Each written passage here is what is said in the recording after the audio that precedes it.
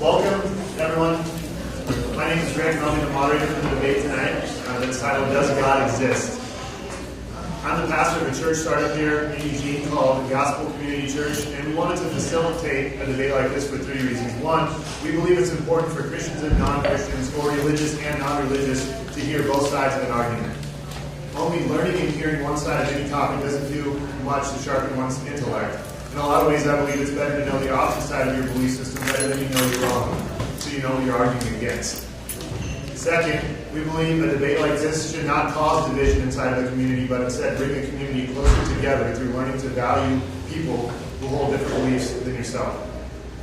And third, we believe the question, does God exist, is the most important question you can ask and answer, because if he does, as I believe, we should know what he says and what he requires, and if he doesn't exist, as Bernie believes, we need to know how that changes our lives and perspectives. Before I introduce our debaters, I want to give a big thanks to the Barnlight East for hosting this debate, being hospitable and showing their love and value for our community, and a desire to see and value diversity. Thomas and Mark, thank you so much for allowing this, and a big congrats to Mark on the new baby boy, Wes. I believe it's important to help support a local business, because as supporting our local businesses, it helps our overall economy here in Eugene. Therefore, since we have been blessed by them, we'd ask that you please, for your cover charge, buy a beverage of choice. They have kombucha, tea, coffee, beer, wine, spirits, all the above, and leave a good tip. Please, I think this goes without being said, but no heckling or comments during the debate. Just please be respectful. We even ask that you hold off on any applauses for now, because it takes a little bit of time for that to quiet back down and for us to get started again. So just hold off on that. There's going to be a time at the end of the debate if you do have questions for question and answer. With that, first, I want to introduce Bernie Dehler. First, I want to say thank you, Bernie, for Bernie has a wife and kids, and he's taking time away from them to drive down here from Portland to debate. So first of all, thank you for taking the time to do that. Bernie was raised as a Roman Catholic and became a born-again Christian in 1984. After 25 years as a growing evangelical Christian, Bernie became an atheist in 2007. Since then, he has debated numerous Christian pastors, professors, and ministry leaders from all denominations. He is also the author of the booklet Modern Science and Philosophy Destroyed Theology. Okay. He has those copies available. Our second debater tonight is Ronny Gogan. Ronny formerly, which is a pretty interesting dynamic, is we have someone who was a Christian and is now an atheist, and someone who was an atheist and is now a Christian. So Ronny, formerly an atheist, converted to Christianity 4 years ago. His conversion has led to a deep love for apologetics and debating the truths he now believes. Ronny recently moved to Springfield, Oregon from Reno, Nevada. He serves in the military and is a member of Gospel Community Church. The outline for our debate will be a 5-minute opening statement from Bernie Dehler, followed by a 5-minute opening statement from Ronny Gogan. After this, each party will have 10 minutes of cross-examination. I'll ask each of you guys right now during cross-examination to be clear and loud with your questions. And if you're up for examining Ronny, we would ask that you ask the questions. And so you guys know, they're not being rooted if they try to redirect the questions to each other. They just want to be real clear in getting the answers that they're looking for. So you guys have full command and authority to rephrase that or reel that back in. So after the cross-examination, there will be a 30-minute dialogue, and then there will be a 5-minute closing statement from both Bernie and Ronny. The last 20 minutes tonight will be for question and answer, so please prepare your questions during the debate. We ask for questions, not statement and answer, so please formulate your question within 30 seconds. Don't give an opinion or a statement for a minute and a half, and then find a question at the end of that, just for the sake of time. So. I will run the clock, and I'll let each of our debaters know when they are approaching their time limit. So, with that, I want to welcome. Oh, yeah. Bernie mentioned that it'd be kind of cool to just ask the audience tonight, if you guys don't mind raising your hands. I know some people hate that, but how many of you guys in here would call yourself Christians? I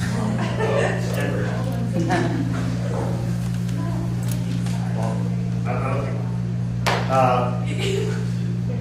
Don't even bother asking. What about agnostic or atheist or non-religious? Awesome. Cool. Yeah. He's bringing it in.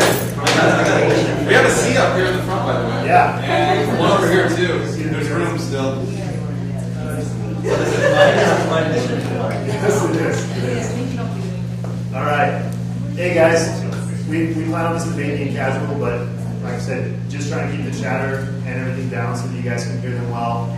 They're not mic, but is our sound okay at the back right now? You guys can hear us good? Well, I've asked them to use their big boy voices, so. All right, Bernie, you are up. Okay, I had some notes here. I'm sorry I didn't have enough. Check it out. Here's an extra copy. You guys can have that. Okay, does God exist? I would say the Bible God does not exist, and I can share tonight how you can falsify that. Some people say you can't prove or disprove God, and I disagree. I think the Bible God you can falsify. So here's how you can do it. Step one, you define what this God is. What did he do? If he did something, did it leave a mark on the world? And if he did leave a mark on the world, can we test it? And if we test it and find out that it didn't happen, then you need to stop believing in that God or go back to step one and redefine your God and say, okay, that God doesn't exist. Now my God actually did this. So there's actually two big events in the Bible which we can scientifically test. And that has to do with the origins of the universe and the origins of humans.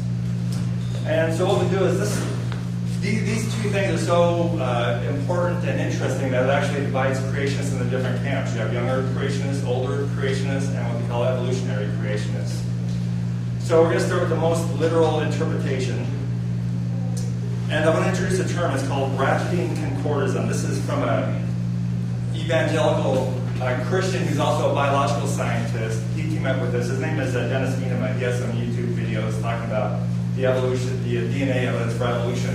And what he means by this is concordism means people who say science corresponds to the Bible, and this is how you mix the two together. And by ratcheting concordism, what it means is that as you find something that's falsified in the Bible, then they just say, okay, we'll take that figurative, and it still works. And so if there's all these conflicts and you have to continually say, okay, well that's figurative, okay, that's figurative, okay, that's figurative, sooner or later there's nothing in the Bible to teach you about science whatsoever, and that's the final state that evangelical or the evolutionary creationist is in, that says the Bible doesn't teach you anything about science, it's about theology.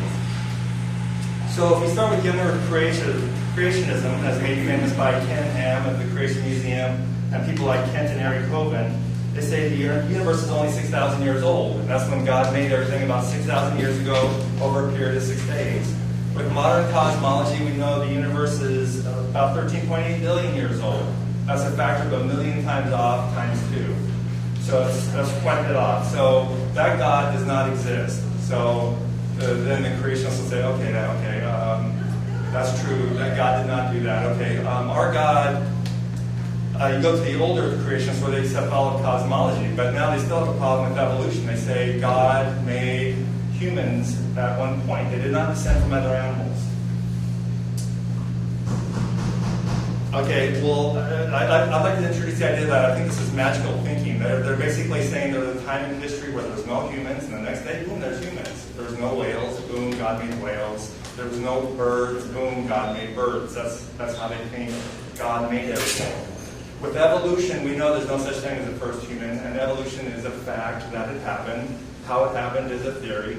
So we know that this God does not exist. There is no God that made humans, boom, from scratch.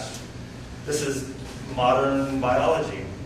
So then the Christian will say, okay, well, we'll take that figuratively. So we believe God created everything through evolution. So the problem with that, I think, the next step is with neurology, and I think that neurology falsifies the idea of a supernatural soul. I think we just have a brain that emerges, or the mind that emerges from the brain.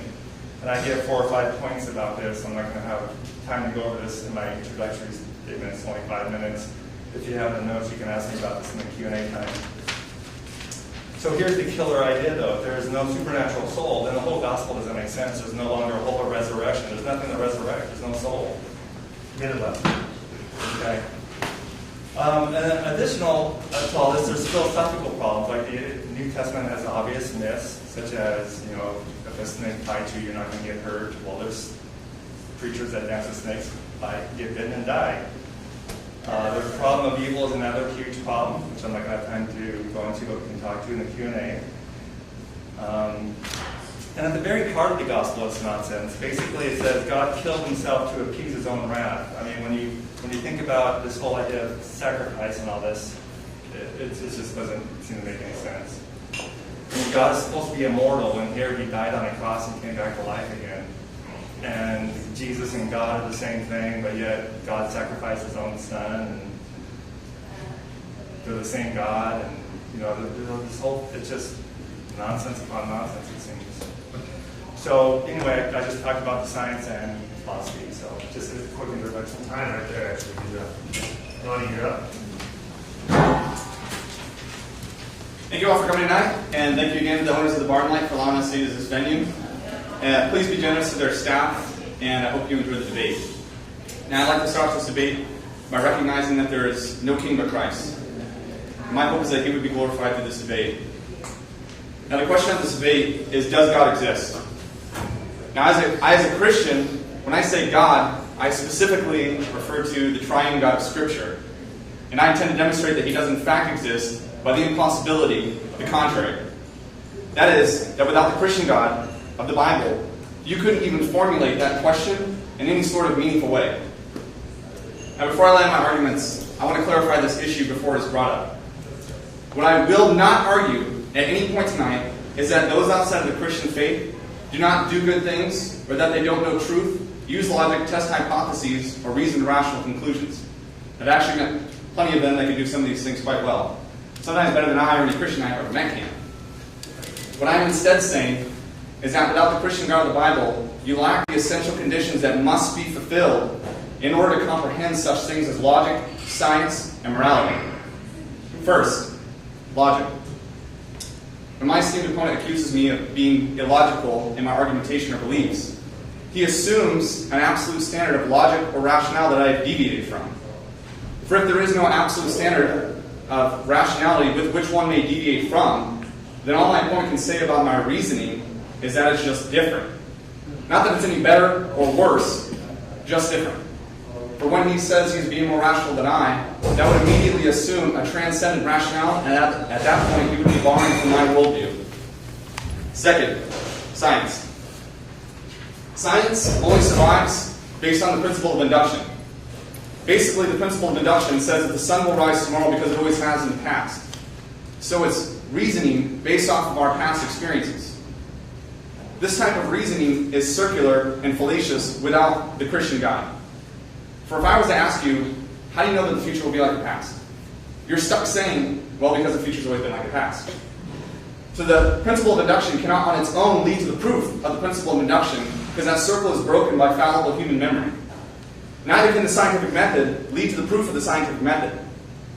I once had a professor in college tell me and all the students in my class that science was the best way to know truth. When I pressed her on this and I asked her, well, how did you use science in order to determine that science was the best way to know truth? She was stumped, had no answer for the question, and ended up asking the class. And no one had an answer because the only answer is that it can't. Finally, morality. And it was somewhat brought up in Bernie's opening statement. But when you bring a moral indictment against the God of the Bible, you presuppose his existence. You assume some absolute morality that God has deviated from when you say he is being immoral. At that point again, you've borrowed from the Christian worldview and have failed to stand on the foundations of your own professed beliefs about the world.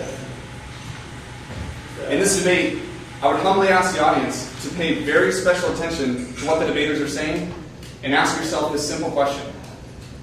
Are the things they say consistent with what they profess to believe about the world? Well, I submit to you that this debate itself presupposes the existence of God, because we're both standing on the moral principle that it is wrong to lie or harm one another in order to win this debate, and that the question, does God exist, can be either true or false. You see, God says, you shall not deal falsely, you shall not lie to one another. Leviticus 19:11. This is the nature of God.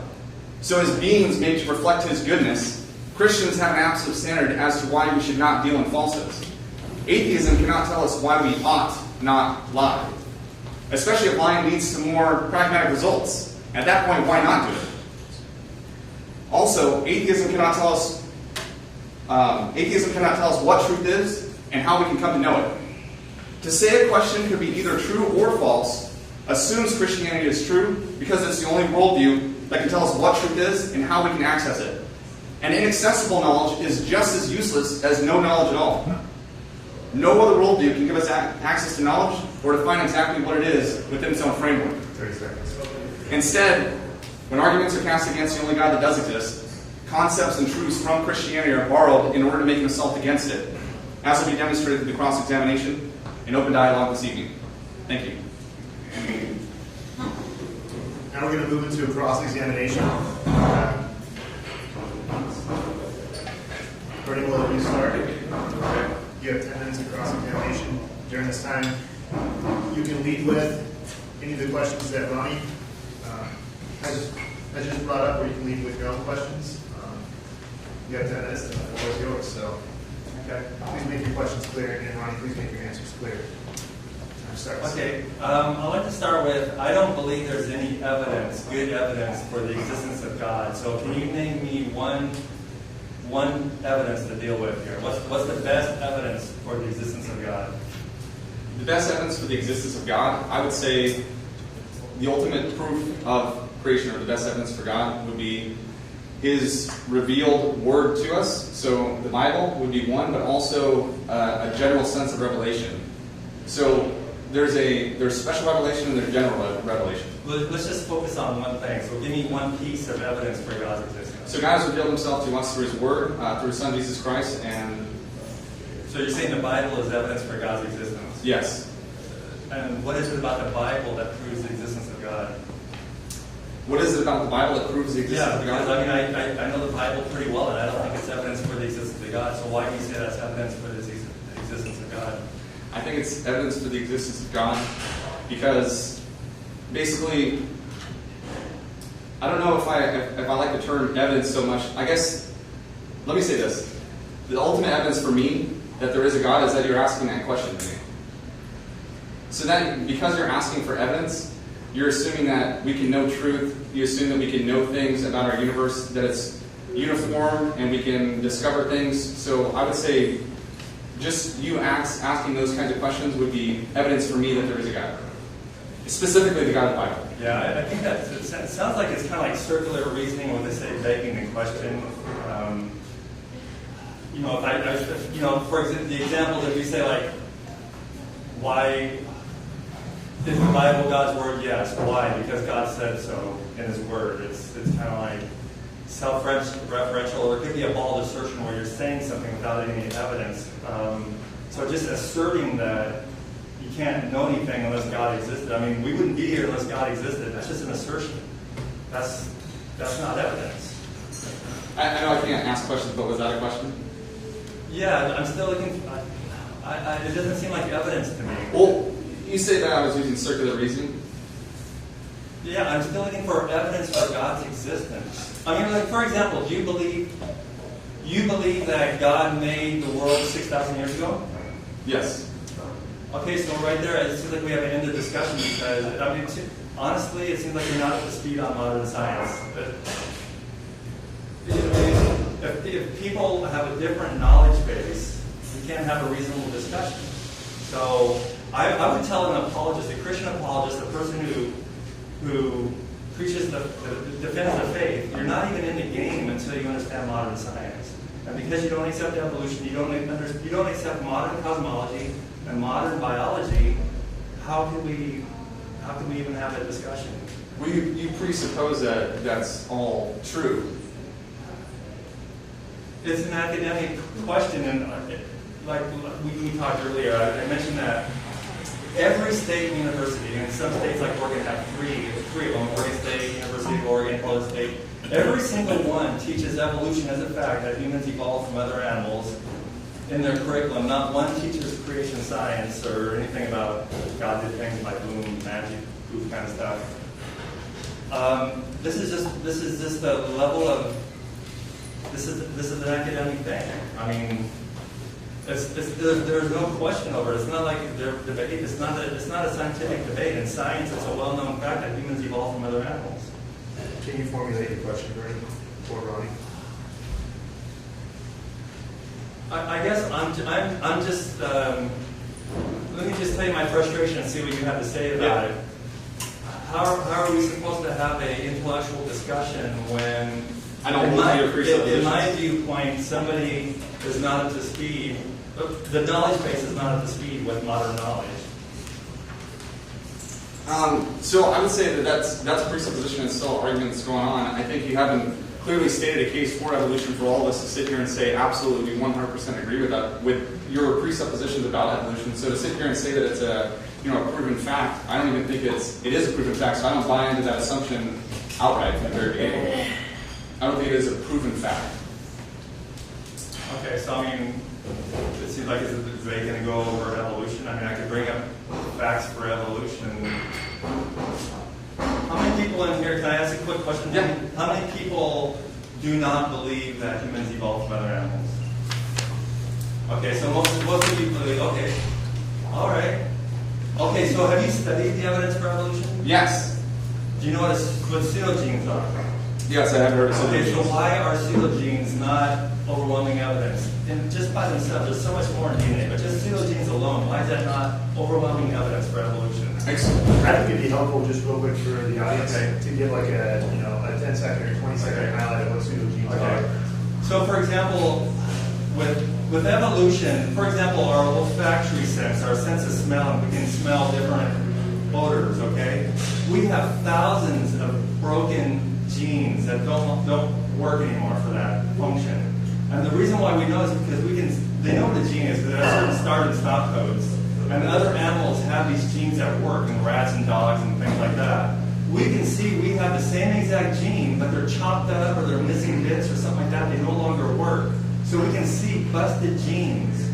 Now, the creationists will say sometimes, like, well, there's still function for those genes, but still it's obvious. They've co-opted for some other use in some cases. But the point is, we know what those genes were in our ancestry. They were actually working, and now there's thousands of these just in the olfactory sense alone, from what I understand. Can I respond to that? Yeah. So I would say the biggest problem here is that any evidence that we bring to the table, you and I are going to look at it through completely different lenses. You're going to look at it through the atheistic perspective, and you're going to see all these pseudogenes and say, look, here we have evidence of common ancestry between the species. While I'm going to look at the evidence through my Christian lens, and I'm going to say, look, we have a common creator who created us all, and there's a similar gene code throughout all of his creation.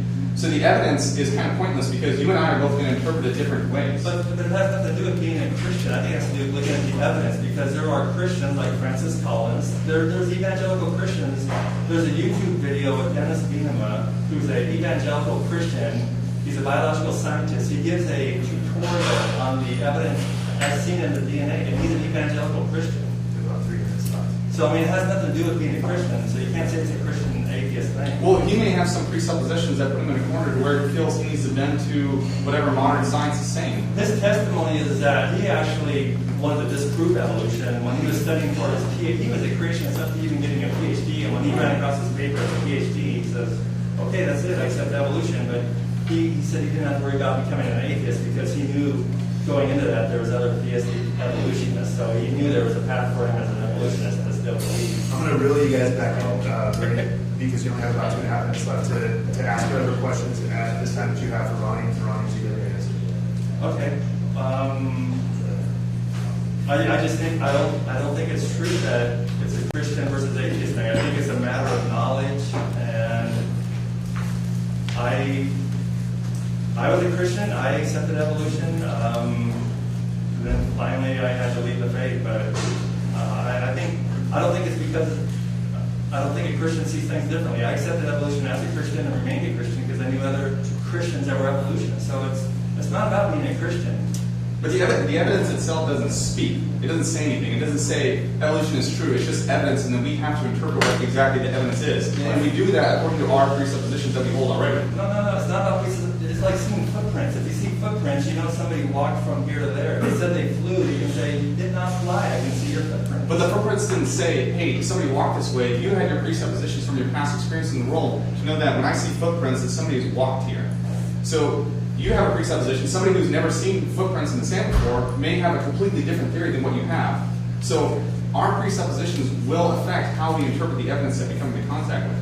Okay, I think in my example, I think there are footprints, and the claim is that basically, somebody flew from here to there. How did you do it? There was magic. It just happened. But when you see the footprints, and you can see the footprints matching the shoe and all that stuff, You can say you weren't there to see it happen. It doesn't matter. Just like DNA at the crime scene. Nobody saw it happen, but they know this person's the killer because they have the DNA into their fingerprint on this. You put, it's called abductive logic when you put everything to get to the best explanation. But a cop's going to have a different explanation of that kind of evidence that you would as somebody who's just a civilian out in the streets. But it can be a Christian problem because there's Christians who accept evolution. Well, they have a presupposition already that they have to conform to whatever the modern science of the day is saying because they'll be mocked and laughed at if they don't. No, I was a Christian that rejected evolution, and I was a Christian that accepted evolution when I learned the evidence. Well, I also don't believe in your presupposition that you were a Christian. So that's another thing I don't buy into. You think I'm lying or what? No, it's not that I don't think you're 10 lying. seconds. It's that I don't believe that you were ever at any point in your life a Christian. You say you're a Christian now. I can say I don't believe you're a Christian, so what? It doesn't mean anything. Well, because the Bible has something specifically to say. This time we're going to turn it over to Ronnie to ask your questions to Bernie. So Ronnie, you're up. You have 10 minutes. Bernie, could you be wrong about everything you know? Yeah. Yes. Okay. How do you know that? How do I know that? Well, you know the funniest thing is, if I could be wrong about everything I know, if I say yes, what if I was wrong about that? It does. So, what if I'm wrong about being wrong about everything I know? that puts you in a position where you're refuting yourself. So, do you think that you can be wrong about that statement? Can I tell you why I could be wrong about everything Tell I me. know? I mean, potentially, I could be dreaming right now. You know when you're in a dream, everything seems real? How do I know that I'm not dreaming right now? Right. Okay, hold on. So you could be wrong about everything you know. Sure, and you too, right? No, I can't be wrong about everything In you know. my view, you can. In my view, I don't think you can be wrong about everything you know. So let me ask the next question. In my view, we can both be wrong about everything we know. Right. In your view, yes. But you can be wrong about that. I can be wrong and you, right? Yes, you can be wrong about being. You can be wrong that you think that I could be wrong about everything. So, anyways, because you can be wrong about everything, when you say, because earlier you said evolution is a fact. That was a direct quote from me. Evolution is a fact. Right. But you can be wrong about that. Sure. Okay. So you're not giving us truth claims or anything like that. You're just giving us your opinions or your beliefs. Of course, yes. Okay. How tall do you think I am? 5, 10, 11. Could you be wrong about that? Yeah. Okay. You can be wrong about it because you don't know it. Sure. Okay. Just to clarify then. But you know what? There's different ranges. I mean, for sure, you're over 3 feet. If somebody says Ronnie is under 3 feet, I said no. I don't think But so. you can't be certain to any degree. Certain, that's not certainty, of course. I'm not going to say I'm certain about anything. No, I mean, I could have always had a hollow lens here that's invisible in front of me and distorts everything I've seen. I've never. So you don't believe in absolute certainty. So no, absolute certainty doesn't exist for you. No, I would never say I'm absolutely certain about anything. Are you absolutely certain about that? Am I absolutely certain about that? Am I absolutely certain about that? Okay, let me move this along. So, just to clarify that, you admit now that you can be wrong about everything you know. Sure. Okay. So I gave that example of my height just to demonstrate that you can be wrong about everything you know because you know nothing. No, what? Well, listen to me. The things you could be wrong about, you can be wrong about them because you don't know them. If you could be wrong about everything, then that's one of the things that you don't know, is everything.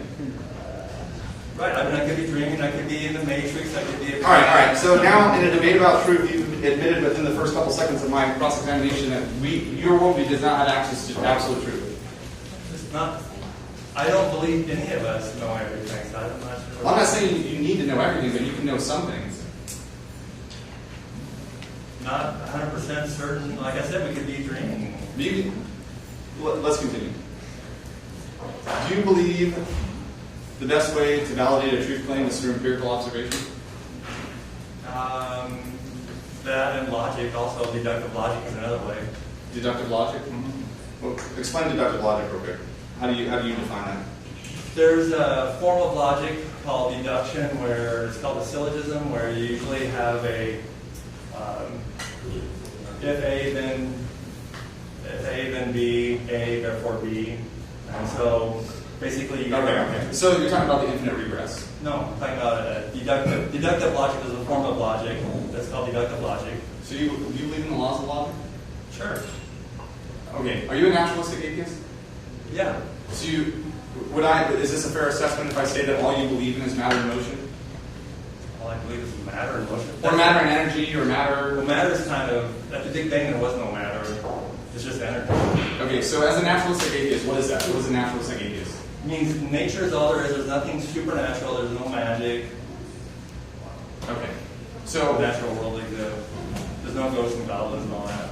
okay, so there's nothing, so everything in this world is material in nature? Not material, but natural. I mean, there's energy is not material. But it's measurable. Everything in this universe is measurable. I'm not sure what you mean by measurable, because at the Big Bang there was just pure energy. There was not even a proton or a neutron. So I'm not sure what you mean by measurable. Because what I'm trying to get at is, what do you think the product of our minds is? Our mind emerges from our brain. From brain activity, that's our mind. Brain activity. And so what's happening in our minds right now is we're all sitting here listening to this debate. We have a chemical process going on in our brains. Exactly. So on a very, very nanoscopic level, the atoms in our brain are bending to the laws of physics, and they're synapses are firing in our brain, and we're thinking, right? Mm-hmm. Okay. So if I took an ounce of potassium and I threw it in a little jar of water, there'd be a little chemical reaction that would happen, right? Maybe, I don't know about chemistry. Okay. There'd be a little bit of an explosion. Now, if I did the exact same thing with sodium in a different beaker, I toss in, there'd be another chemical reaction. So there's two different chemical reactions happening. There's the potassium in the water and the sodium in the water. Mm-hmm. Which one of those is true? Neither one. I mean, true doesn't apply to. Okay, so we're not. That's like saying is green true or blue true or. Okay, so we're not getting at truth right now. You are just having a chemical reaction in your brain right now that's atheistic in nature, and I'm having a chemical reaction in my brain that's Christian in nature. We're not actually discussing any kind of truth. We're not getting towards the truth at all. So I think your misunderstanding there is you think a chemical reaction with sodium or whatever you said is akin to the brain, but the neurons are totally different. The way brain traces work, the way the brain works, it has nothing to do with throwing chemicals in the water. But it's just on the nanoscopic level. I mean, you're adding something to it that doesn't exist. You're saying that. No, I mean you need a neuron structure. You need a brain structure in order to think. Pop and. But how do you know you're thinking right now? You could just be having a chemical reaction in your brain atheistically right now. They are chemical reactions. But it's just it's a strict determinism, is it not? That the only reason you're an atheist is because of the chemical reactions that happen throughout your brain, and the atoms are just bending to the laws of physics. They don't have a choice. Well, there is, I think, a feedback loop. Which is very important. There's a feedback loop. So, like I have an engineering degree, and we learn about op amps, where you get some of the output and it goes back in, feeds into the input. So, our brains, we use input to think. Our brains have output, and then we have input to consider and evaluate and get more output based on that. Okay. There's a feedback cycle. Okay, is that a fact or is that just your opinion? It's my opinion. Everything's my opinion. Is that your opinion? Yeah. Okay, so that may, even the fact that everything is your opinion, that itself is an opinion as well. That's not a truth claim either. Everything I have is my opinion. Okay, so you're just giving us your opinion. Yes. I have some questions for you. Your opinion, right? Real quick, I'm going to go through. 2.5 minutes. So, do you think it's wrong to murder? Depends. Not Murder, not kill. Murder. No, like if I could go back in time and murder Hitler, I would. So it's not wrong in that case. Okay. So it depends on the situation. Do you think it's wrong to lie and steal?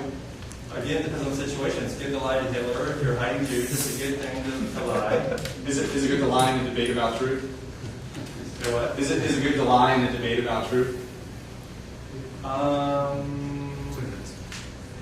I don't know. I'd have to think about it. Okay. You ask me off the top of my head. Do you think we should pursue truth? Do you think truth is a good thing to pursue? Why? I believe that ultimately your life is better when you seek the truth because it's Well, hold on, I have to stop you there. What do you mean by better? It's going to result in less pain in your life because Why does that matter from an atheistic perspective? Because nobody likes pain and everybody likes pleasure. Well, just because you arbitrarily choose between pain and pleasure, it doesn't. It's not really arbitrary. I mean, it really is. People love to be loved. People like to give love, like to receive love. Not everybody. Most normal people. So you determine truth on consensus. So if most people agree on it, then that is a truth for you, or something that should be pursued at least. Well, when you're talking about, I should probably explain what my definition of morality is. Maybe in the open dialogue. What's that? Maybe in the open dialogue. You have a minute left. Yeah. So what was the last question? Well, I have a couple more. Do you think that we should establish the quality or reliability of something before we accept it as true? Sure. And then hold on to as many of those as possible? Sure. Okay. And you said you think we should pursue truth? Yeah. Okay. Do you think it's wrong to, do you think we should advance as a science, or as a society, create new technology and advance in that way? Just say it again. Do you think we should advance as a society, create new technology, cure cancer, all this stuff, continue to increase our knowledge of the universe? Would you like to live eternally in a perfected state and never die? Sure. Yeah. Why not? Yeah, sure. Throw that in. Yeah. Do you think we should care for the less fortunate? Yeah, I think that's a good idea. Do human beings have value and worth? Yeah. Why? 10 seconds. Because of our sentience, The brain fizz that's happening in our minds? the interesting question is if there was more superior race that Sorry. came, should we care for You can them? close it up. Go ahead. Oh, I must say, because it's my tribe, it's humans, it's easy for me to feel an affinity. A more interesting question might be what if there's more advanced aliens or advanced robots with greater knowledge than us who want to maintain humanity when there's something better or whatever. I mean, like us versus Neanderthals, if Neanderthals were still around. Or if they ever existed? All right. I don't know that much about that. We're going to move into our open dialogue. Because we got started a little late, instead of doing 30 minutes of open dialogue, it's going to be 20 minutes. And so right now, Bernie and Ronny are going to get to go back and forth and have an open dialogue. I'd ask you guys now to start writing down your questions, because whenever we get done with this, we're going to move into question and answer. So, Bernie or Ronny, would either one of you guys like to start the dialogue? Sure. Do you have a question you'd like to ask? So you had a problem with me looking to the Bible as my ultimate authority for truth because you said it was circular. Well, I have a master's in ministry degree. I know a little bit about the Bible. I preach the Bible, and I don't think it's evidence for God. So I was asking you what your evidence for God is. Can I explain that a little bit more? Yeah. Okay, so if I said basically, let's say for example, I pull out a package of M&Ms, and I say, everybody see these pills here? These are cancer pills. This will cure your cancer. $10,000 each. Who wants to buy one? Okay. So of course you're not going to do that. Nobody's going to give me $10,000 for a pill. You're going to say it has M&M on it. It's like a candy. So I have the burden of proof. On a test like this, I have to do a double-blind test, and show that it's better than placebo statistically. Okay, so there's a burden of proof. So if I said like, oh well, prove me wrong, it's obviously going to, it's obviously cures cancer unless you can prove me wrong. That's not right. You got to say, look, if you're going to make a claim, you got to prove it. So this is a huge claim that God exists, supernatural beings exist. When I was a Christian, when I stopped believing in God, it's kind of interesting because I used to be kind of scared of the dark at night, and so then it's like, you know what? I don't believe in God anymore. I don't believe in the devil either. So I can turn the nightlight off. Come on, devil, let's come on out. What's going on? So it's kind of interesting facing those fears, and it's like, I'm looking for evidence for God. Where's the evidence? But the fact that you're asking for evidence is your belief or your repressed knowledge of Him. You know the Bible fairly well. So you know Romans 1, 18 through 23? Refresh my memory. Is that the wrath of God being poured out? Yes. So basically, just to sum it up for everybody, it says that we all know God, but some suppress that knowledge in unrighteousness. So it's part of their sin that they suppress that knowledge of God. It says if you were to hold a basketball underneath the water, you're holding it down, you're suppressing that truth. That's why when I said earlier that I don't think you were a Christian, because it doesn't make any sense. If Christ was Lord over your reasoning, how do you reason out of that position? I mean, you say that you believe in the Bible the way you do. It's no different than a Mormon saying, "Oh, look at the book Mormon says this," or except for the Muslim saying the Quran says this. I mean, it means the same thing. Well, one thing, there is one problem with that. Right now, we're debating Christianity and atheism, but the problem is that the Book of Mormon and the Quran depend upon the authority of the Bible, even in their own literature. In your view, Well, and if you read the literature, it does. They think the Book of Mormon is the most perfect book there is. Well, that's because and your book is corrupted, and they feel so sincerely about it, they can cry about their testimony and Jesus touched them in their heart. That's why we create very sophisticated worldviews to suppress that knowledge of God that we all have. You know what? When I was a Christian, I did not want to leave the faith. I basically said, if I could find one thread to hold on to, I will remain a Christian. And I couldn't, at the end, I couldn't find one thread. So for me, I believe, I feel like I was led by God. I felt like I felt the presence of God. I felt like I prayed to God for direction.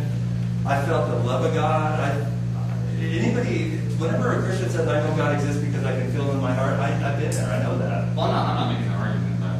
I'm not suppressing anything. Well, I would disagree. But because the Bible is my ultimate authority, so you're asking me right now to trust you over the authority of the Bible, even though you're just expressing your opinions right now. So let me ask you this question too. In my worldview, you're expressing your opinions as well. I don't believe that, but I understand that you do. So let me ask you a question. In my worldview, I believe in an all-knowing, all-powerful God. Now, could He reveal things to me such that I can know them to be true? Some things to be true? If He existed, I guess. Okay, so in my worldview, you've given me an avenue for certainty that you lack. Well, I mean, if you said, hey, I believe in a magical God, if that magical God existed and could do magic, is that possible? It's like, of course. If you have a magical God that exists, once you believe in magic, anything's possible. Well, let me ask you, you're trying to make it seem like it's less rational to believe in the Christian God, or any God at all, for that matter, or unicorns, or whatever. You think it's less rational to do that? Yeah, because they get evidence. Okay, what ultimate authority or ultimate standard of rationality are you appealing to when you say that my belief system is less rational than yours? I don't understand the question. Okay, so you say my belief in... we both agree in logic. We both agree the value of logic. Although your worldview cannot account for it. Do we both agree about logic? If we both agree that logic is valuable, we can move forward. Well, I have a reason to not believe in contradictions, or to stay away from contradictions, but I don't think your worldview has a foundation to say we should avoid contradictions. Do you think because I can't explain where logic came from that that's evidence for the existence of God? Not that you can't explain where it came from, but that you can't account for it. I can't account for something, so that's evidence for the existence of God? No, the fact that you use it anyways, even though you cannot account for it, you evidence... Why do I use it? Why do I use logic? Because you're created in God's image. God is logical, so as created... Why use it? It is. Oh. Well, maybe that's why you believe. Why do you think I use it personally? Why do you think my reason is? Why I use logic? You probably think for some pragmatic reason, I'm guessing. It works. Exactly. That's why. Pragmatism. But pragmatism... If it didn't work, I wouldn't use it. But pragmatism is different than truth. No. You don't think pragmatism is different than truth? Pragmatism. It's evidence. No. The only reason why I believe in science is because it works. If science did not work, I would not believe it. But just so, okay, well, there's two problems with that. One, when you say something works, you assume that had a purpose to begin with. No, I'm saying you can make predictions and it comes true. It explains the world. No, but when I say something For works... example, like a fortune... Let's say we're going to go to a battle with another nation, and somebody says, okay, the best thing to do is to hurl curses. I have special magical powers. We're going to hurl curses at the enemy. People have probably done that in the past, and they got wiped out and killed. Somebody else says, we're going to make ballistics. We're going to make missiles. Those guys won. And everybody's smart. You use what works. And that's why I use logic and science. It works. Okay. People have tried supernatural things. They try it, they just fails. There's people who try to pray instead of go to the doctors, and they die. And it's so sad when their children die because that's their parents believe. But you're assuming that humans have value, dignity, and worth, and that it's better that humans flourish rather than perish. Mm-hmm. Okay, where do you get that in atheism? Well, I think I just told you that everybody wants. It's good to feel good. Everybody wants to feel good. So let's make everybody feel good as possible. Nobody wants to say, let's live in a world where everybody's at war with each other, everybody's fighting. If you had two choices, would you want to move to a community where everybody's fighting, or move to a community where everybody's helping each other? Well, obviously, you want to go to the one because it feels good. Yes, and I agree with you, but I think it has nothing to do with God. It has to do with feeling I think it good. absolutely does, because the reason why we pursue that, you have these two arbitrary values. You have human flourishing and human suffering. But because we're all created in God's image, we want human flourishing because that's what God wants. Or else, if there was no God, and we're just in a random chance universe, some people Well, I mean, some people do choose destruction they choose human suffering over human flourishing. But the reason why most of us choose human flourishing is most of us do believe in God, and we do want human society to flourish. That is a good thing. If they had two communities, they said, let's open up tomorrow. Nobody believes in God. Here's two communities. All these people over here, everybody who likes to fight and everybody go to this one, and everybody who likes to get along and love each other, go to this one. The one that everybody loves each other and helps each other, that community is going to flourish, they're going to get more powerful and stronger. The other one's going to be infighting, killing each other, raping, killing, all this stuff. They're going to, if they don't self-disintegrate, they'll at least be overpowered by the bigger one. They're going to get better science, technology, medicine, and everything. It has nothing to do with God. It has to do with just feeling good. So what you just said right there, so what? Who cares? Who cares? Whoever's living in it. So you would care if you were in a mean society or a happy society? Because I'm created in the image of God, and I want to flourish like God wants me to flourish. No, because it feels good. You want to go to a place where people say, hi, how's it going? I love you. You don't want to go to a place where it's like, hey, there he is, try to jump him, kill him, watch your back. But when you say that this society, it would be better for this society over here to flourish, and it would be worse if you have this other society over here that's going to perish and go to war with one another, you're assuming, you're standing on my worldview because you're assuming that one is better than the other. And I know that right now you're evidencing your knowledge of God, your suppressed belief in God, because you're going for the human flourishing rather than and you're saying like, this is absolutely better, even though I'm sitting here saying this is just my opinion, but you're appealing to the human flourishing one rather than the human suffering one. But there's really, what's the difference? You're assuming cannot account for that kind of purpose. See, the thing is, it has nothing to do with God, it has to do with consequences. It's all about consequences. Who cares about the consequences? Who cares? Everybody. If you want good consequences, you got to operate a certain way. If you want bad consequences, you operate another way. It's all about consequences. It's a huge part of it. But in atheism, what if somebody's not worried about the consequences all the time? You see people take their own life. There's no ultimate judgment after you die. That's right. So what? There's no ultimate judgment when you're a Christian either. You can go around killing everybody you want, and on your deathbed, you come to Jesus, and yeah, where's the punishment? I mean, that's a travesty of justice itself. Well, that's the whole gospel is all messed up on when it comes to that. I don't know if I agree with that theology you just laid out, but you probably have to string that out a little bit more. But I don't know. You believe that the worst person can go to heaven. Hitler, if he really has a change of heart and God touches his heart right before he dies, he can go to heaven. My God is that powerful to save someone that depraved. And that is gross. That is disgusting. Why is it disgusting? On a justice Why is it level, disgusting? it's not fair. Oh, it's not fair. Yeah. So you believe in justice? Sure. Why? That's why we have to fight for justice in this world and not say like, oh, it's going to happen in the afterlife. So you that's lazy and immature and not being responsible. You believe in justice because you have a just God and you're reflecting His goodness right now. I want to live in a good community. That's justice is a part of a good community. Because when people get away and break the law, it's a breakdown. It's going to lead to pain and suffering. No, you have pain and suffering. You have happiness and joy. Once again, you're choosing one over the other. You're assuming purpose and value and dignity in human beings when atheism cannot account for in a naturalistic universe. There's no value, there's no dignity, there's no justice. Who cares about justice? Justice is what you create. You can have one society that cares about justice and they have just rules, the other one doesn't, and they don't. And the society, I think, that is more just is going to be happier, more flourishing. It's all about consequences, like I said. But that's the fallacy of a relative thesis. That has nothing to do with answering the question. Explain that. Well, just because one society. How much time do you have? Yeah. You go. Okay. I've heard this example before, and I think you may have heard it too. That if a plane crash were happening, a survivor happened to stumble out of the plane crash, and a reporter came up to him and said, "How did you survive this plane crash?" And he goes, "Well, if I didn't, I wouldn't be here." He hasn't answered that question, and neither of you. When you're arbitrarily choosing one over the other, and you say, "Well, they wouldn't be here or they wouldn't flourish in that," you're assuming something already when you say that. You're assuming purpose, that it would be better to live in a society that does harmonize and love one another and do all that stuff. That it's better that it's not chaos and killing and destruction.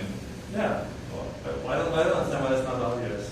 Well, in the atheistic worldview, there's no reason to hold to that position, but I'm saying you hold to that position because your evidence, your suppressed knowledge of God to hold it. No, I want to live in a loving, just community. Because you're created in the image of God who is loving, who is just. Because I want to get along with people. I like feeling secure. I like having all those needs met. You know, there's Maslow's hierarchy of needs. You know, you have to have safety and food at the very bottom, and the more you get on the basic basic levels, you can get the higher actualization and more spiritual, But you're trying to. self-fulfilling stuff.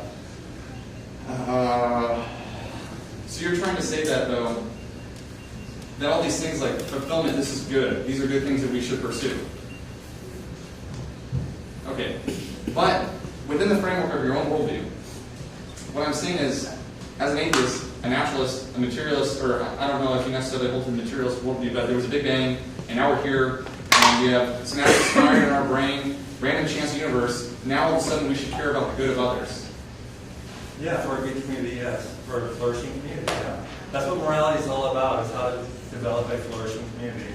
It has nothing to do with God. That's because God wants us to flourish. It says, Well, I think when you bring God into it, it makes everything worse, because then you got people saying, like, this is what we should do. Why? Because God commanded it. Okay. And this is what we should do. Why? Because God commanded it. It totally so who throws should the logic decide? out the window. So who should decide ethics?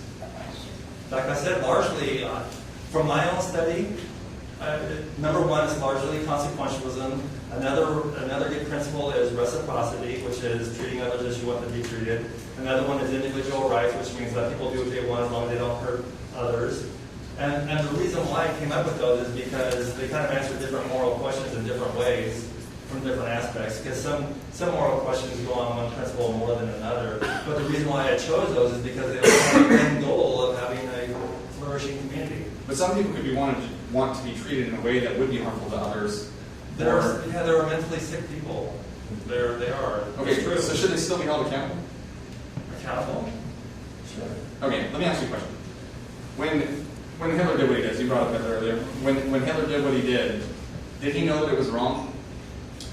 For him in Nazi morality, I would say he did what he thought was right. So why did we punish him? Because we have a different morality. I think my morality is superior to Nazi morality and also your Christian morality. So if the larger consensus has a different morality, then they can impose that on a smaller census. Yeah, that's the way morality works. The community, whatever they come up with as morality, that's what's moral. So that makes it almost impossible for moral reform in society. What you're saying is the people, the abolitionists in the South, during slavery, they were the immoral ones because they went against what society held as a good thing. I'm not sure what you're getting at. Okay, society at that time said it was a good thing to own slaves. That Society fought over it. There was factions. Yeah, but it was a smaller consensus. It was the abolitionist society. They're the ones who were immoral because they tried to change the social morale of the day.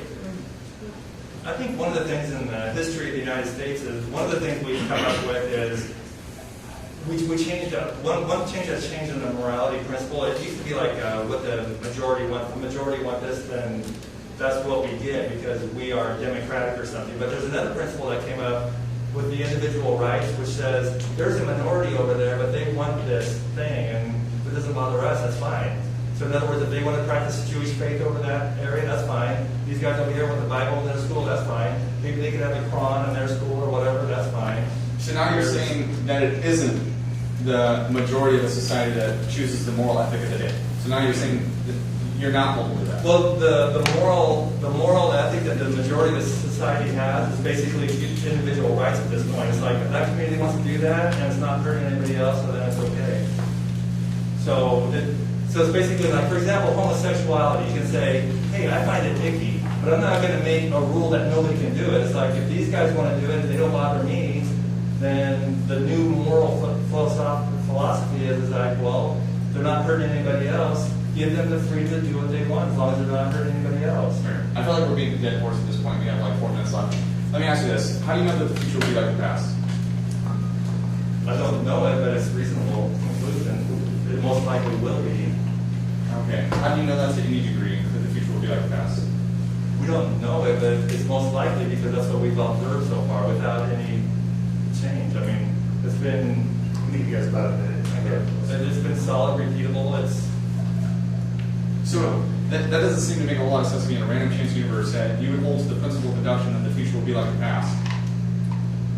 We both agreed to the logic of induction, I think. Yes. So I don't know what the point is of talking about it. Because it's something that... You want to say that the origin of inductive logic is evidence for God? No, okay. So Bertrand Russell, do you know Bertrand Russell? Okay. Famous atheist said that the principle of deduction is circular reasoning. So it's fallacious, it doesn't stand on its own. But you have to use the principle of deduction in order to appeal to science. Because you hold science as this ultimate authority. This is why you walked away from the Christian faith, was because of science. So principle of deduction, you yourself cannot even prove that it even works. You just hold it arbitrarily as your a priori conviction that you hold arbitrarily. But there's no way to prove it on your foundation. But you use it because you do believe in God, and you believe that He does hold the universe together. I'll give you the closing. Okay, I mean, I don't really understand the argument. I mean, like the thing about science, and maybe in the aspect you're talking about, is it's a knowledge base. I mean, the ancients used to think there was a flat Earth. They used to think the Earth was on this firm foundation. Now we know that the Earth is spinning at 1,000 miles per hour. And now we believe in evolution. Yeah, but the Earth is spinning at 1,000 miles per hour. You can say that's impossible. That's crazy. But it is. Around the equator, it's spinning at 1,000 miles per hour. It's going like 68,000 miles around the sun, even though we don't feel it. These are scientific facts. And I think we both agree to it. So I don't. Facts or opinions? Like I said, everything is my opinion. Okay? And a fact just means it's something that you're using for a base to build upon.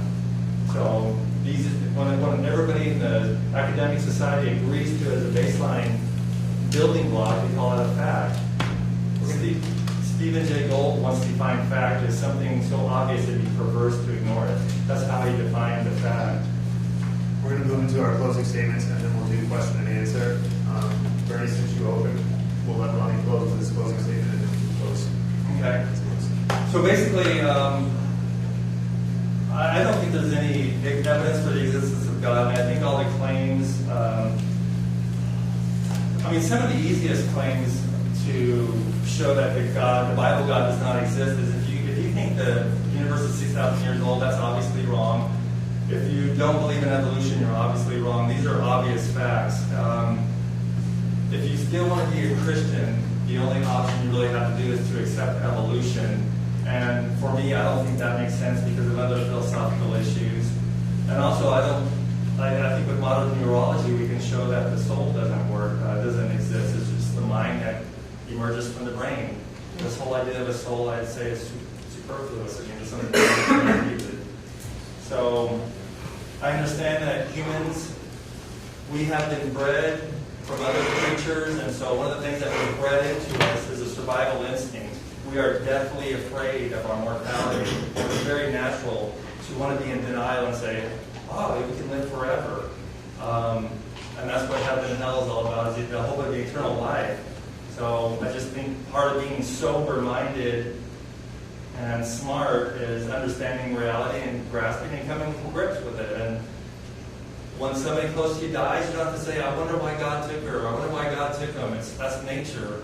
And it probably makes you appreciate life even more now. If you have a child that you lost or something, it should help you appreciate life and love those who are near and dear to you. There's not going to be another chance in the afterlife or some other time. We got to deal with what we have here.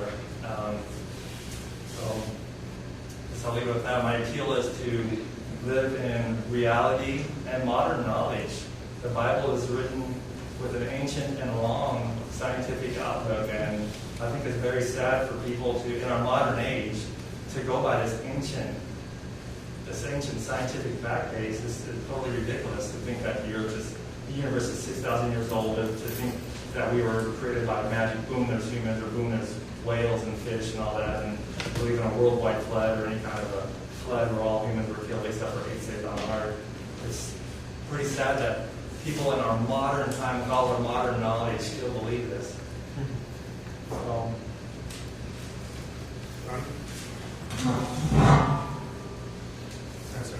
Okay. So, I asked you a couple questions during my cross-examination. I'd like to actually go over those a little bit right now. You said that we should, Bernie said that he thinks that we should advance as a society and create new technology. You didn't say that, but you said yes. Now, the reason I think he believes, or the reason why he holds to that conviction, is because God says, you've given him dominion over the works of your hands. He's talking about people there. God has given us dominion to reign over this world, create new technology, advance the society. He wants to see humans flourishing. As beings created in his image, we want to see humans flourish. He said he'd like to live in an eternal, perfect state, and that we don't want to die. We want to live eternally. This isn't just a random thing. This is us, again, having been created in the image of God. Revelation 22:13, God says, I am the Alpha and the Omega, the first and the last, the beginning and the end. God lived eternally, and we have eternity written in our hearts because we were created in His image. This is why we don't want to die. We don't want to perish. We have an innate desire in us to live eternally. Also, He said we should care for the less fortunate. I don't think I have to go into why Christianity or the Bible teaches we should take care of the less fortunate. He says we should pursue truth. Philippians 4:8, finally, brothers, whatever is true. Think about these things. God wants us to search for truth because He is the foundation for all truth. It's the reason why we pursue truth. This is God Himself is truth. This is the reason why we appeal to logic and science and the principle of deduction. God is logical. Also, when I ask, should we establish the quality or the reliability of something before we accept it as truth, and then hold to as many of these truths as possible? Well, 1 Thessalonians, again, 5:21, but examine everything carefully, hold fast to that which is true. So, God wants us to believe in things that are true, things that are logical. God does not want us to murder, steal, stuff like that. Bernie is appealing to God every time he says facts. Everything's a scientific fact. But then he contradicts himself and he says everything is an opinion. An opinion is different than a fact. The reason why he's saying fact is because we can know some things. We can know some things to be true because God knows all things. And as beings created in His image, He has given us some revelatory knowledge. We don't wander around know nothing. How many people here are going to college or went to college? Well, you paid a lot of money to go to college. Did you really go there thinking that you weren't going to learn anything? That you were going to walk out of there with no knowledge at all? No, it's ridiculous. It's a ridiculous claim to make that you know nothing. Obviously, there are truths in this universe that God has given us that we can explore, and He can make us aware of some things to be true to some degree. I'll close with this. Paul says in the book of Ephesians, now this I say and testify in the Lord, that you must no longer walk as the Gentiles do in the futility of their minds. They are darkened in their understanding, alienated from the life of God because of the ignorance that is in them, due to their hardness of heart. That word ignorance is not meant to be an insult. But in the Greek, the word agnoie means a willful blindness of the truth. This is the condition those outside of the Christian faith find themselves, and the consequences of it are in the previous verse, when it says futile. That word futile means pointless. Everything that my opponent has used in order to make his case tonight is ultimately pointless. And any argument from the atheistic perspective is pointless as well. It gives no justification for why we should hold to any of our convictions, and even worse, it cannot even begin to explain what exactly a conviction is, or how you can hold one that you can be certain about to any degree. Not even absolutely certain, but to no degree does it offer certainty. A last result, though, for those outside the fold of God that engage in this kind of self-refuting thought pattern. Paul goes on to say this in the following verse. But that is not the way you learn Christ, assuming that you have heard about Him and were taught in Him as the truth is in Jesus, to put off your old self which belongs to your former manner of life and is corrupt through deceitful desires, and to be renewed in the spirit of your minds. Here we see that the truth is in Jesus, and He doesn't just save us for heaven someday, but He's also actively moving in those who have put their faith in His righteousness and not their own. Some of you may have missed that, so let me say that again. Christians do not gain eternal life by doing good things, but by trusting in the good things that Christ has done on our behalf. When Christians say faith, contrary to popular opinion, it's not a blind faith. That word faith in the Greek, pistuio, better translates to a trusting in. It's as if you were hanging from a cliff, and I said, grab onto my hand, have faith in me. At that moment, I'm not asking you to believe that I exist. I'm telling you to trust in me to save you, because at that moment, you cannot save yourself. Short man. As Christians, we're not better than anyone, but we are better off. So Christ saves you for heaven someday, yes, but He also saves your mind now, because it's been demonstrated this evening, hopefully, through the cross-examination and open dialogue, that we all have two options before us in this life that God has given us. Christ or futility. Okay. All right, this time we're going to move into question and answer. So if you have a question this time, please raise your hand and ask. First one I saw back there. Thanks. And please direct whether your question is for Bernie or for Ronny. Sure, both. Please find those. Yeah, that's good. Adam, Ronny, I agree with you that I believe God chose to reveal God's self in Jesus Christ. Bernie, I agree with you that if we don't have our cosmology right, we ought not be at the table. And I believe in evolutionary biology. Neil deGrasse Tyson is my favorite astrophysicist. So I'm going to be a little selfish in my question, bringing us back to the existence of God. How do you respond to the prime mover argument, which I think is a good argument kind of in this universe of modern cosmology and faith? How do you respond to the prime mover argument for the existence of God? Yeah, like I said, what evidence is there for God? Okay, and there's so much evidence we know about. For example, in the DNA, how come Christian apologists don't say, look at the DNA, look at the evidence? Because I'm saying look at the prime mover. I know. So what I'm saying is, we have all this evidence, and none of it points to God. So what do? They go out to the God of the gaps. How did the universe start? Nobody knows. Aha! Playground. Let me give you evidence. That's evidence for the existence of God. Everything you don't know, that's the playground. Let's go in there for evidence for the existence of God. They're not going to things we do know. Nobody knows what the universe came from. Nobody knows. Nobody even knows at the moment of the Big Bang whether even time started or not. Some people think time started with it. Nobody knows. Yeah, bottom line. So it's just God of the gaps, and they try to dress it up with all these arguments. Well, we know this and this and this, therefore that. Bottom line, nobody knows. Why don't they point to all the evidence, all the facts we do have? Because there's no evidence there. You can't point to DNA and say, look, God did it. You can't, because it says evolution. Okay, thank you. Next question? Well, Ronny might have a comment too. We'll just keep it cruising. Yeah, go ahead. Sorry, Ronny. Yeah. Bernie, so you made the claim that Christianity says that even Hitler could be saved if he had a sincere change of heart, but in the naturalistic worldview, isn't what Hitler did completely justifiable? If everything is completely relative to each person's opinion, in his own opinion, he was making the best decision and the decision that would bring him the most happiness, and not only him, but all of those who followed him. Wasn't his decision to eliminate the psychologically and physically disabled ultimately most beneficial to society? Why would that be wrong? Okay, so basically, I'll restate what I said a little bit earlier. There's different kinds of morality, different bases for morality. So there's a Nazi morality. What he did is perfectly fine for Nazi morality, probably because he defined it, so he's not going to cross it. There's a Christian morality. I have my morality. I think my moral system is superior to the Christian system and the Nazi system. So you have to ask him, what is morality all about? What's the point? If he's going to say it's the supremacy of the Aryan race, I would say, no, that's not what morality should be about. We have a fundamental disagreement about what morality should be about. But so in his system, yeah, he did the right thing. According to my system, he did the wrong thing.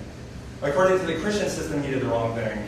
But they're all opinions, right? If there's no moral absolute, then everything is right. Everybody has their own opinion. We're going to keep moving along. There is nothing that says this is it. Just one question, no follow-up question, guys, so that we keep moving. So, I'm a Christian who is exploring, don't really know where I stand on the issue of evolution. And obviously, being a Christian, I believe in creation, but God's venue for creation is something that I'm not completely convinced on. And that's not because any lack of faith on my part, and it's not because I all of a sudden became a science whiz, because I honestly feel completely unqualified to answer that question.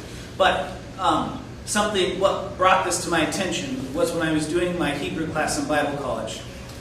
The first 2 chapters of Genesis are written as a poem. They're written in Hebrew poem, whereas the rest of Genesis is written as like a historical account. We would never read a song and look at that and say, this is something to be taken literally. We would read that and say, this is something to be taken as a metaphor, as a poem, as an exclamation of something happening. So if creation is the movie, then some people would say evolution is the documentary on how the movie was made. My question for you, Bernie, is you said something that I was really looking for, what can help me with my issue with this. You said that there are philosophical consequences in believing in evolution and holding to a Christian worldview. I am curious what you think those consequences are and why you can't believe in both.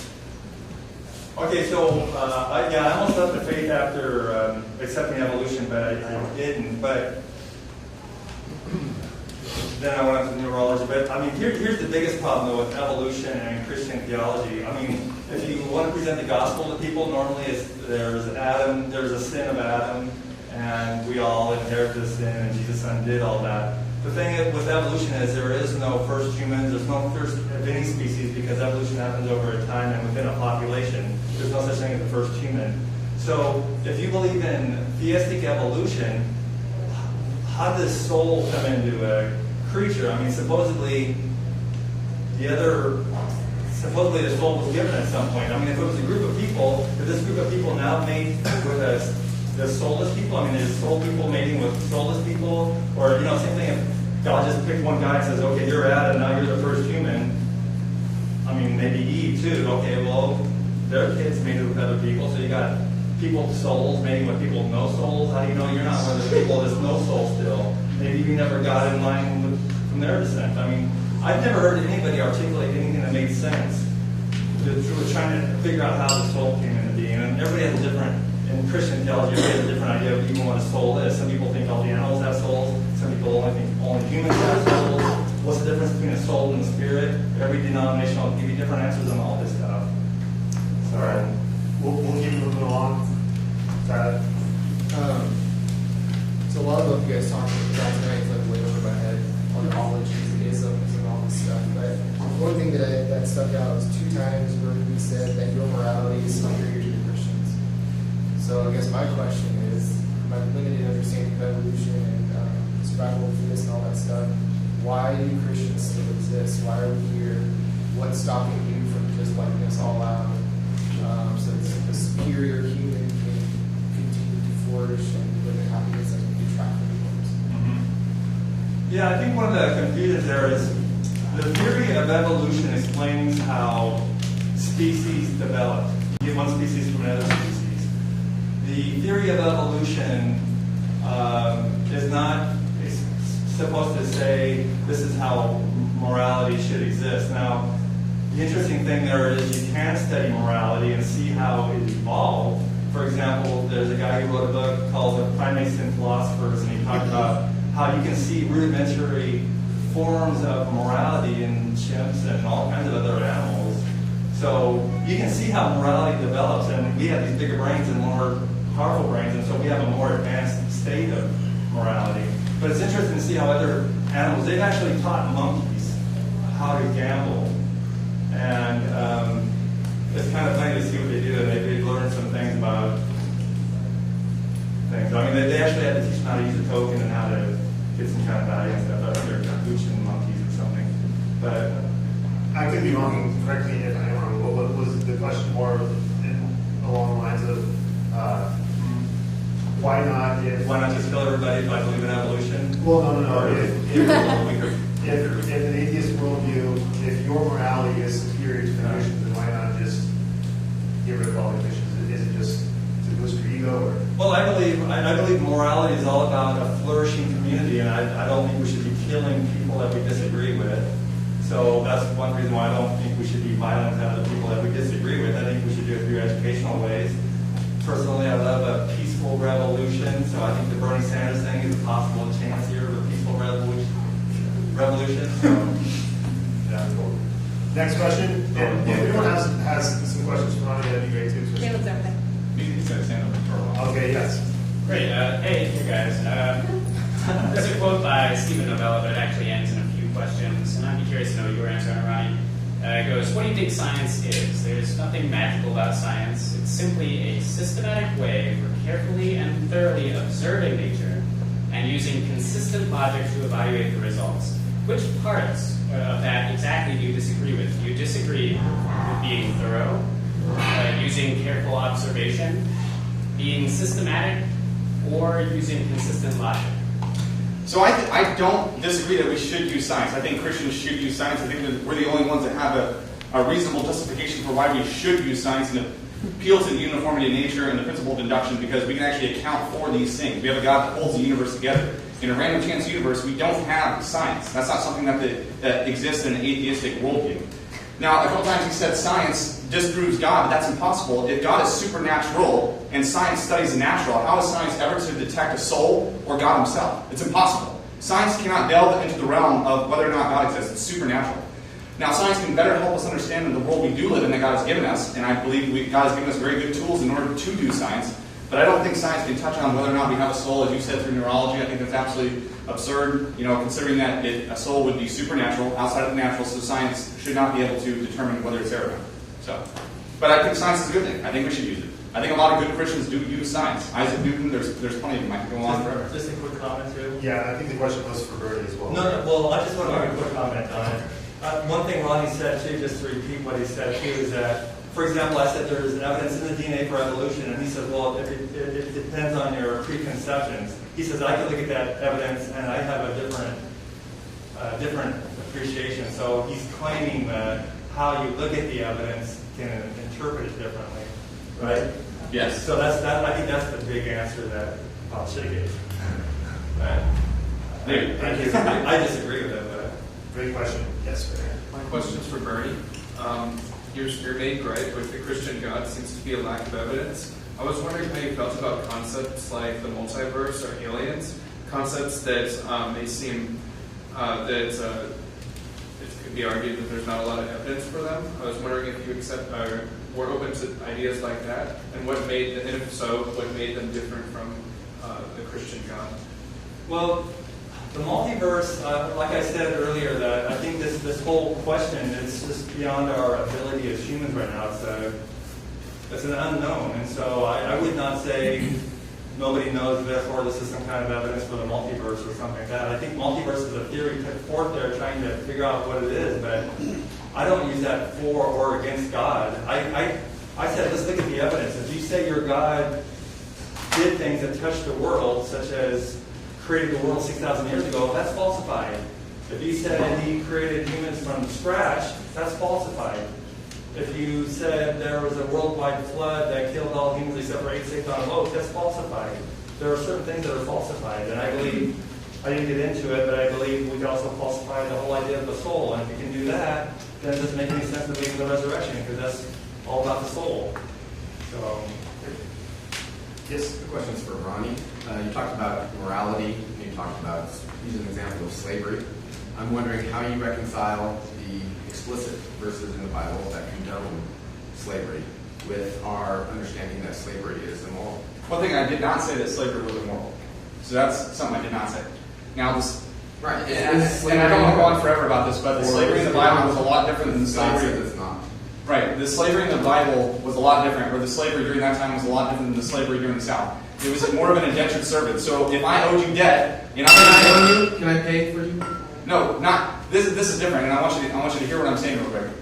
The indentured service system that the Israelites had was much different than what we had in the South. If I owed Rick money, I couldn't pay him. So instead of me going to jail or something, I could work for Rick as an indentured servant in order to pay off my debt, and there was rules and practices set in place that would set the Israelites apart. Like being a slave, But- to the point where they don't die? But Yeah, if they yeah. did die, then you got punished, but if they didn't, if they Well, got up after 3 days, then here's my problem. that's fine. Here's my problem. That doesn't seem right to me. Well, here's my That problem. seems immoral, actually. You know what? Absolutely.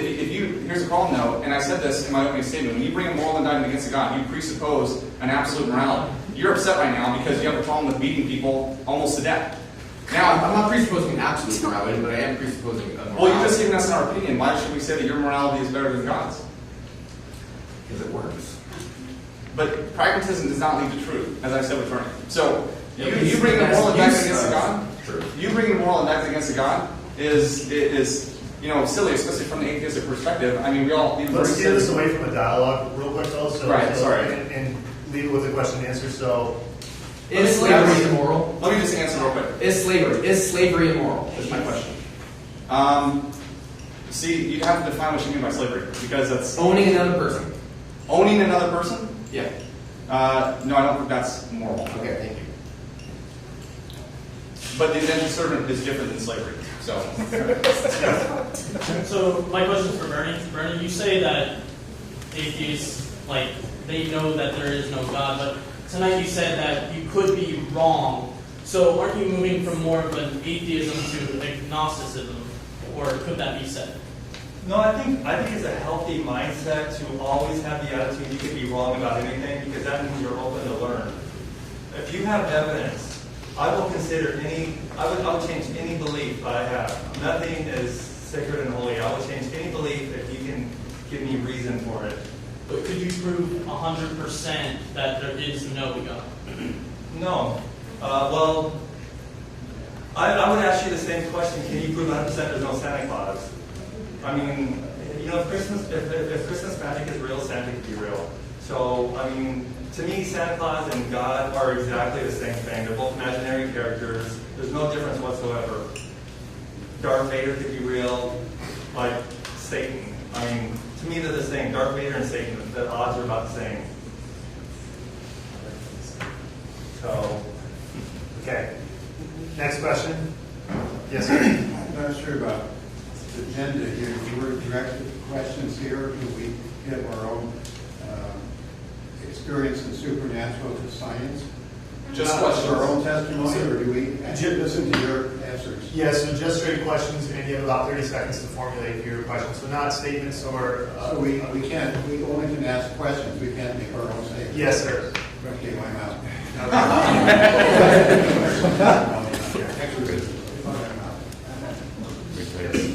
have a question for Ronny. You said, could you elaborate again on what you said about when Bernie was asking about God to you? Just that in itself proved that God was real. Can you elaborate on that? He was saying that was circular reasoning. So, because, I would say that, I believe in God because He has revealed Himself to me such in a way that I can know Him to be true. And that seems circular. I'm using God to prove God, or I'm using the Bible to prove God, or using the Bible to prove the Bible. But the problem is that we all use circular reasoning. It's unavoidable. No. Absolutely. Because, listen, and let me explain this. When Bernie uses his reasoning, he has to validate it with his own reasoning. We all do it. I'll give you an example. If I came in here today and I told everybody, I'm the strongest man in the world. Now, I know some of you already thought that when I first walked in. But if you told me, prove that to me, but don't use your strength. Well, that's impossible. I need to use my strength in order to prove my strength. I need to use my intelligence in order to validate my intelligence. I need to use my reasoning in order to validate my reasoning. We use circular reasoning all the time. The difference is, the God of the Bible, or the Christianity is not a fallacious circle, it's a virtuous circle. When you appeal to laws of logic, the law of non-contradiction, the law of excluded middle, the law of identity, in an atheistic perspective, you have no reason to appeal to that. Because you have outlook in memory, he already admit he could be wrong about everything he knows, and it's all just his opinions right now. There's no truth. Could you be wrong about everything you know? No. And why do you think that? Because God has revealed some things to me such that I can know them to be true. So, I want to ask you about unicorns, okay? I really believe in unicorns. I do. I see them, I feel them, I feel their love. So, I believe in unicorns. Do unicorns give you a foundation for logic, truth, and morality? Sure. Heck yeah. Unicorns are awesome. So, I'm asking you about unicorns. Doesn't that prove that they're real? No, it doesn't. Okay, well then your reasoning is circular. May I also please add, all of us do not use circular reasoning, circular logic a lot. I don't use it. It's ridiculous. Who would use that? How do you know your reasoning is valid? I base my reasoning on science, which is provable with evidence. But you have to use your reasoning in order to interpret that science. Absolutely. Okay, so you're using your reasoning to validate your reasoning that's circular. No, I disagree completely. Okay. I'm using my intellect to interpret the material and to make a determination about it. I don't use some, because God told me so. Well, that's the authority I appeal to. Well, I'm sorry for you, because that's ridiculous. I like to think for myself. Let's close out with a quick comment on that. I just want to do a quick comment. Okay. A quick comment. Ronny says he knows something true because it was revealed to him. So what you have to think, though, and what you always need to ask yourself is, could I be deluded? How could I test if I'm deluded or not? Maybe this is a delusion. And I don't think I had circular logic because I used to be a Christian. I was open to evidence and I became an atheist. But like I said, if you show me evidence, I will become a Christian again. So I'm not using circular logic at all. In the interest of everyone's time, I think we can have this. Yeah, I think we can have this conversation afterwards. Just when we wrap up. Go ahead. I haven't got in for a while. Oh, cool. Bernie, this is for you. Sorry, we kind of got hammered a lot of questions here, but I think you've been really respectful. Thank you for that. Given stark differences in worldview. But earlier in the debate, you asked Ronny the greatest evidence of God, and he said the Bible. And I would take that, and I would agree with Ronny. I would take it one step further and say it's not just the Bible, but it's the Bible then pointing to Jesus. And so I think what I want you to explain or answer is, this book of the Bible, the books of the Bible written over centuries, different authors, different countries, all with so much consistency. prophesying what's going to happen to Jesus. Jesus dies and resurrects, which is historians and academics believe, yes, they do. Yeah, they believe that the tomb is empty. So he resurrected. So hold on one second, let me just finish. So how do you explain that? Because to me, in that moment, not only does the burden of proof is now on you. I think the tomb is empty. Burden of proof is on you. This lights up the whole, centuries of the Bible and all these that would have been just kind of magical stories and ghosts and goblins, but all of a sudden something happened in real life that historians and academics believe. The tomb is empty. How do you explain the resurrection? I mean, it comes down to Jesus. Okay, Or whatever. two quick points. One point is the only historians who believe in the resurrection are Christians. No. That's ridiculous for a historian to say, I believe in the resurrection, but I'm not a Christian. How can somebody say, I believe in the resurrection, but I'm not a Christian? That's crazy. Right? It doesn't mean he's God, just because he rose from the grave. You think somebody's going to believe a guy rose from the grave, but... Maybe there'll be a naturalistic explanation. You can't seriously believe somebody's going to believe he just rose from the dead, but yet he's not a Christian. The second thing is, the soon return of Christ is the most popular, famous, failed prophecy ever. It's famous. He's coming back soon. 2,000 years and counting. Even in, I think it was 2 Peter. It's like, people are saying, where's Jesus? He's supposed to come back by now. I mean, here it is, couple thousand years later. He's not coming back. So you're saying how much longer do you have to wait? I mean, if it's a year 3,000, yeah, Jesus is coming soon. It might be tomorrow. Yeah, well, it's always relative. But I do know Christians who do have a problem with that. It's soon. And now, actually, one of our old pastors that kind of led him away from his faith is that the Bible is very clear. Jesus is going to return soon, and it just hasn't happened. It actually did happen, but we should talk about that later. Actually, you and me offline. We're going to go ahead and wrap up, guys. So, in closing, I just want to thank everyone for coming out tonight. And just real quick, if you guys do have any more questions or anything that you guys want to discuss, I know both these guys are probably going to be around for a little bit, so you guys are more than welcome to come up and discuss with them. And I'll let them close out for a minute so Bernie can explain his book and so Ronny can explain kind of just some steps and I think a class that he's offering coming up. So, and also, if you guys would benefit greatly from coming up and talking to Bernie. He has his master's in theology, is that correct? Master's in ministry, they call it. Yeah, so again, thank you, Bernie, for coming out tonight, and thank all of you guys. So, Ronny, do you want to close out what you have coming up, and then Bernie, explain your book. You guys got, we'll do 30 seconds each. Go ahead. Okay, real quick, we are from Gospel Community Church, but I think in the barn line, you said? Yep. Over the next 4 Wednesdays at the same time? 6 to 7. I'm going to go into further detail of this apologetic defense of the faith, this particular method. Obviously, I couldn't get anything in such a short time, but I am going to expand upon it over the next 4 weeks. And you can always reach out to me at Gospel Community Church. I mean, right now we're meeting at the UFC office. 3:30. Boom. All right. Bernie. Okay, in summary, I just want to implore you guys to learn more science and philosophy.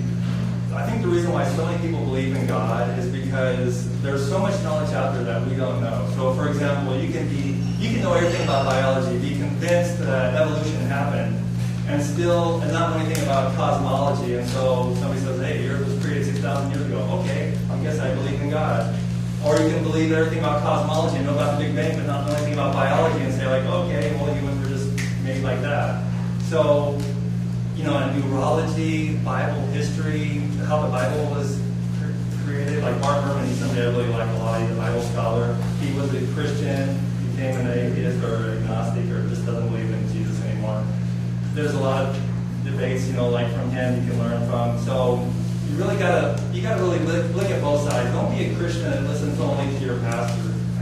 Please look at other sources. Look at both sides. Thanks, guys. Have a good